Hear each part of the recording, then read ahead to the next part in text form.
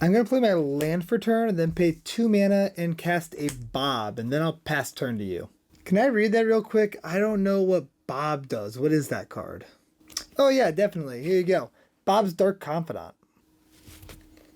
Oh yeah, I know this card. Why do you call it Bob? So Dark Confidant got its nickname based on the person that designed the card, and that was Bob Mayer after he won the 2004 Magic Invitational. He was able to design a card, and it was Dark Confidant. And so ever since then, Dark Confidant was nicknamed Bob. And the art was actually kind of depicting Bob Mayer, which is pretty cool. It's actually happened a few times in history of Magic where somebody, after winning a major Magic event, designed a card, and then that card got nicknamed after them. Like John Finkel back in 2000 when he won the Magic Invitational. He designed the card Shadow Mage Infiltrator, and Shadow Mage Infiltrator was then nicknamed Finkel. Makes sense. And then you also had Sleeper's Robes, which basically just gave a creature the same text as Shadow Mage Infiltrator, and so now that is nicknamed Finkel's Cloak. More recently, you've got Elite Spellbinder, which was nicknamed after Paulo Vitor Damarosa after he won Worlds, which is pretty cool. I never even knew that Magic players got to design cards if they won events like that. That's pretty neat. Do you know any other Magic nicknames? Like, why is Sakura Tribe Elder called Steve? That one's actually way less interesting. Steve just named after his initials. STE, Sakura Tribe Elder.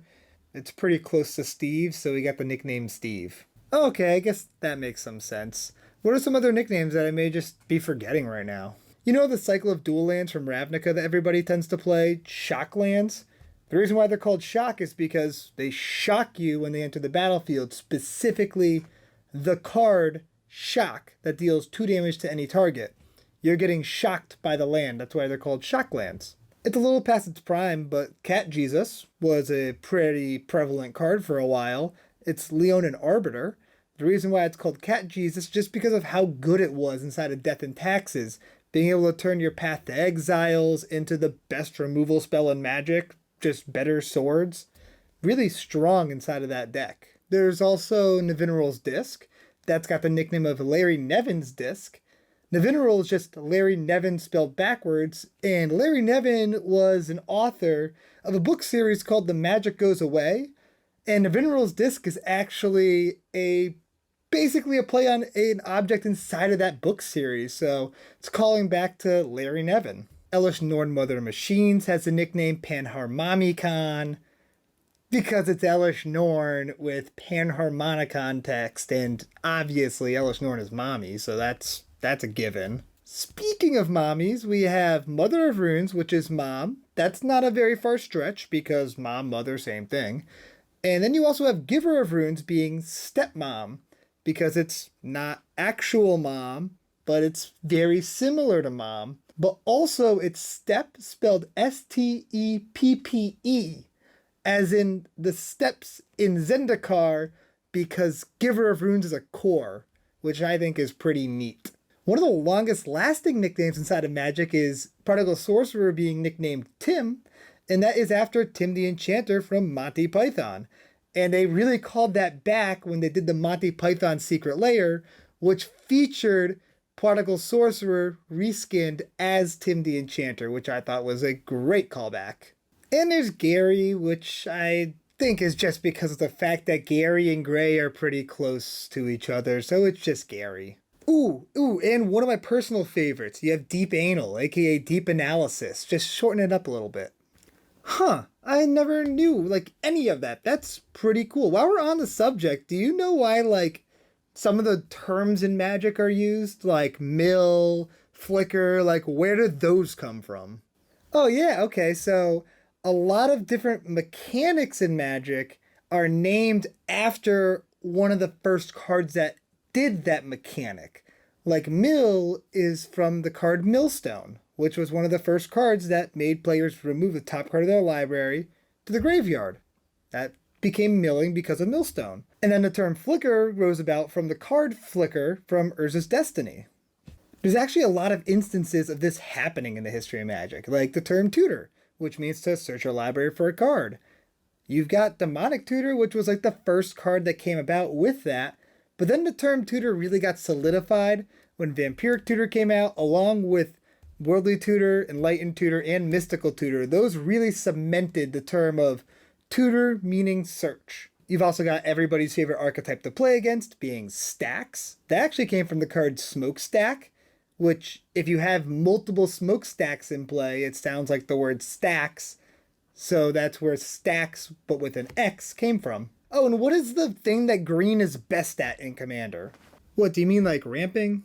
Exactly. The term ramping, or ramp, comes from rampant growth. 2 mana, search your library for a basic land, put it into play.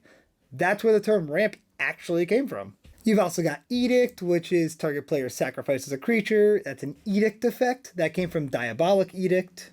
The term Anthem, meaning giving +1/+1 to your creatures, Anthem effects. That came from Glorious Anthem. You've got the term Bear, like it's a bear with set mechanics type of thing. The term Bear just refers to a 2-mana 2/2 because of Forest Bear, or Grizzly Bears. There's a lot of bears in Magic that were 2-mana 2/2s.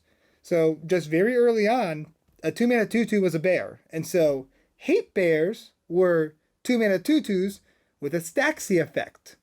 Seems pretty simple. What else do you got? Fire Breathing, the mechanic that was on Shivan Dragon of giving +1/+0 for 1 red mana. That's the term Fire Breathing because dragons breathe fire, and it was the ability Shivan Dragon had. There's Impulse Drawing, which you exile a top card of your library. You may cast it this turn. That came from Act on Impulse.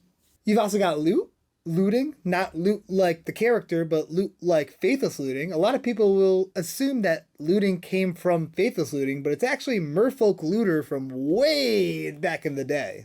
The first ritual, being Dark Ritual, led the way for cards that generate you mana, like instants and sorceries that you use to create mana, like Desperate Ritual, Culling Ritual, all started from Dark Ritual. And you've also got wheel effects, which are from Wheel of Fortune, where you discard your hand, draw 7 cards. So Windfall is considered like a wheel effect, anything that makes you discard your hand and draw a bunch of cards. This isn't actually related to a card specifically, but you have vanilla creatures for creatures with no abilities, and that's just because they're plain, they're vanilla.